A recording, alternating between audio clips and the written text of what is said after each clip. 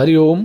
नमस्कार मित्रों, प्रणाम। जय श्री राम, जय बद्री केदार, जय हनुमान।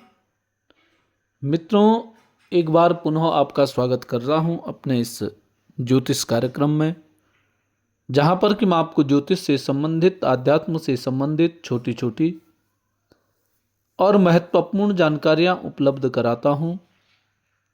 आज मित्रों चर्चा करूंगा अष्टम भाव के महत्व के बारे में। जन्म कुंडली का जो अष्टम भाव होता है उससे हमें क्या गणना करनी चाहिए। मृत्यु का भाव वह होता है, मृत्यु के संबंधित जितनी भी जानकारियां होती हैं वो अष्टम भाव से मिलती हैं। और साथ साथ में गुप्त जो विद्या है, गुप्त जो कार्य हैं, उन सब की जानकारी भी अष्टम भाव से ही प्राप्त होती है। अष्टम भाव के रहस्य के बारे में आज मैं आपको सूक्ष्म जानकारियां प्रदान करूंगा। वीडियो प्रारंभ करूं इससे पूर्व आपसे आग्रह है, यदि आपने अभी तक चैनल को सब्सक्राइब नहीं किया है तो प्लीज़ चैनल सब्सक्राइब जरूर करें, वीडियो को अंत तक देखें और यदि आपको ठीक लगती है तो वीडियो को अन्य लोगों तक भी भेजें। इसके लिए वीडियो को शेयर करना है, साथ में मित्रों लाइक भी करना है और साथ में कमेंट भी अवश्य क्या करें। मित्रों, जन्म कुंडली का जो अष्टम भाव होता है वह हमें सिखाता है जो गुप्त है वही सुरक्षित है। अर्थात गुप्त कार्य जो आप करते हैं उनको बिल्कुल गुप्त ही रखना चाहिए, सुरक्षित उनको रखना चाहिए। अष्टम भाव रहस्य है शक्ति और परिवर्तन का। अब बात यह है कि आपके अष्टम भाव में ग्रह कौन सा विराजमान है, कौन सा ग्रह बैठा हुआ है। ये कुंडली जो आप देख रहे हैं जहां पे मैंने अष्टम भाव लिख रखा है, ये जन्म कुंडली का अष्टम भाव होता है। वहां पे आपका कोई भी अंक हो सकता है, 1 से लेकर के 12 तक कोई भी अंक आपका वहां पर हो सकता है, या कोई भी ग्रह वहां पे विराजमान हो सकता है, या ऐसे भी हो सकता है कि आपका कोई भी ग्रह अष्टम भाव में नहीं है। परंतु अष्टम भाव में जो अंक लिखे होते हैं उन अंकों का जो स्वामी होता है, जैसे मैंने 8 लिखा है तो 8 का मतलब मंगल, वहां का स्वामी हो गया मंगल, तो मंगल का अष्टम भाव से संबंध हो रहा है। अब आपका कौन सा ग्रह है वह आप अपनी कुंडली देख करके स्वयं देख सकते हैं। सूर्य, सबसे पहले बात करेंगे सूर्य ग्रह की। यदि आपकी जन्म कुंडली के अष्टम भाव में सूर्य ग्रह विराजमान है तो ऐसे व्यक्ति को क्या चीजें गुप्त रखनी चाहिए, मतलब छुपा करके, प्रदर्शन नहीं करना है। यदि उस विषय का प्रदर्शन आपने कर दिया है तो फिर आप उस विषय में कमजोर पड़ जाएंगे। अब सूर्य जब अष्टम भाव में बैठ जाता है तो सूर्य क्या होता है, अहंकार का, स्वाभिमान का प्रतीक सूर्य होता है।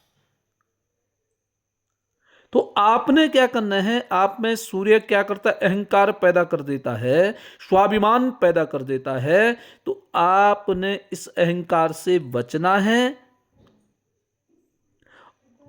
और अपनी कमजोरी आगे वाले व्यक्ति को, सामने वाले व्यक्ति को यह महसूस नहीं होना चाहिए कि आप अहंकार में हैं, आप स्वाभिमानी हैं। यदि सामने वाले व्यक्ति को यह पता चल गया तो वो बार बार आपको इसी विषय में छेड़ता रहेगा। इसलिए अहंकार और अपनी कमजोरी जाहिर नहीं करनी चाहिए, इसको गुप्त रखना है, अपनी महत्वता को गुप्त रखना है। दूसरा है चंद्रमा। यदि आपका अष्टम भाव में चंद्रमा विराजमान है तो चंद्रमा किस चीज का होता है? आपकी भावनात्मक, जिसको कहते हैं इमोशंस, इमोशन जो होता है, इसको छुपा करके रखना है। हर किसी के सामने रोना धोना नहीं करना चाहिए। हर किसी के सामने लाचार बनने की आवश्यकता नहीं है। दूसरा व्यक्ति, सामने वाला व्यक्ति जब आपकी कमजोरी जानेगा तो आपको बार बार इमोशन करेगा। इन विषयों का उसका वो लाभ उठाएगा। तो ये चीज गुप्त रखनी है। कहने का तात्पर्य है कि अष्टम भाव में जो ग्रह होता है, उस ग्रह से संबंधित जो विषय है उनको गुप्त रखने की आवश्यकता है। मंगल, मंगल को कंट्रोल में रखो। गुस्सा, मंगल क्या है? गुस्से का प्रतीक है, क्रोध का प्रतीक है। अष्टम भाव में यदि मंगल ग्रह बैठ रखा है तो अपने गुस्से को कंट्रोल में रखना है। वो गुस्सा जाहिर नहीं होना चाहिए, सामने वाले को पता नहीं होना चाहिए कि इस पे क्रोध आता है। फिर वो ऐसे ही कार्य करेगा कि आप पे क्रोध आए और आप में क्रोध में आकर के कोई ऐसा कार्य कर दें जिससे कि आपको नुकसान हो सकता है। बुध है, अष्टम भाव में बुध है, तो बुध में क्या होता है? अपनी रणनीति, अपने प्लान जो बनते हैं आपके, जो योजनाएं आपकी बनती हैं, उनको शेयर मत करो, उनको गुप्त रखो, छुपा करके रखो। और जब ये प्लान आपके फलीभूत होंगे तो स्वयं ही पता चल जाएगा। तो इनको छुपा करके रखने की आवश्यकता है। बृहस्पति, अष्टम भाव में यदि बृहस्पति ग्रह बैठा हुआ है, अपना ज्ञान हर किसी को न दें। अपने ज्ञान का प्रचार प्रसार मत करो। जो मांगता है, जो सलाह मांगता है, उसको सलाह दो। बिना सोचे विचारे किसी को सलाह देने की आपको आवश्यकता नहीं है, नहीं तो आपके ज्ञान का महत्व खत्म हो जाएगा। शुक्र यदि बैठा हुआ है, शुक्र अष्टम भाव में है, तो अपने रिश्ते हर किसी से मत रिश्ते बनाओ। अपनी सुख, अपनी सुविधाएं अपनी ही पास रखो।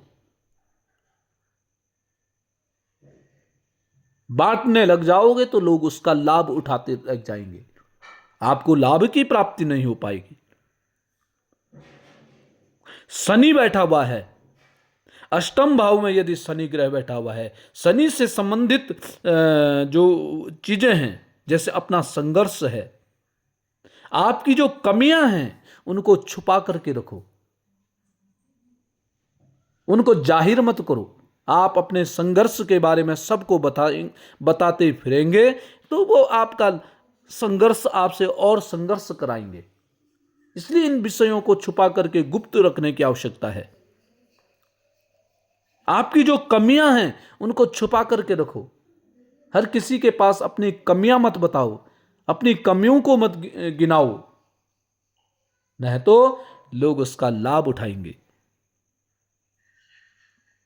राहु, अपनी नकारात्मक जो साइड है,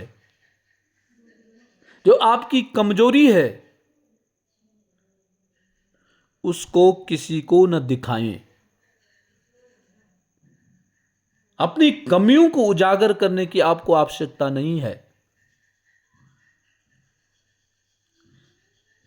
अपनी जो नकारात्मक साइड है, आपका जो विषय कमजोर है, उस विषय पे ज्यादा चर्चा करने की आवश्यकता नहीं है। आप स्वयं उस पे सुधार कर सकते हैं। उसको आप बाहर खोलेंगे तो उसकी महत्वता समाप्त हो, आप कभी फिर सुधर नहीं पाओगे, उस विषय में कोई सुधार ही नहीं पाओगे। अपनी कमियों के बारे, आप पे दुर्व्यसन है, स्वयं ही उस दुर्व्यसन को आप समाप्त कर सकते हैं। यदि आप इसको बाहर करेंगे तो बाहर वाले आपको केवल सलाह देंगे, परंतु उसको दूर करने का कोई आपको साधन, कोई उपाय आपको नहीं बताएंगे। वो नहीं चाहेंगे कि आपका ये दुर्व्यसन समाप्त हो जाए, चाहे वो आपका मित्र ही क्यों ना हो। यदि केतु ग्रह बैठा हुआ है, अपना जो केतु जब अष्टम भाव में बैठता है तो अपना जो टैलेंट होता है व्यक्ति का, एक विशेष प्रकार का टैलेंट ऐसे व्यक्ति के पास होता है जब अष्टम भाव में केतु जिनका होता है, तो अपने इस टैलेंट को शांत रह करके विकसित करने की आवश्यकता है। जितना आप शांत रहेंगे उतना वो आपका वो टैलेंट विकसित होगा, और जब आप बाहर कह जाएंगे तो वो टैलेंट आपका धीरे धीरे समाप्ति की ओर चले जाएगा। तो मित्रों, ये है अष्टम भाव में जो ग्रह बैठा हुआ है, उस ग्रह से संबंधित जो विषय होते हैं उनको गुप्त रखने की आवश्यकता होती है, उनको छुपा करके रखने की आवश्यकता है।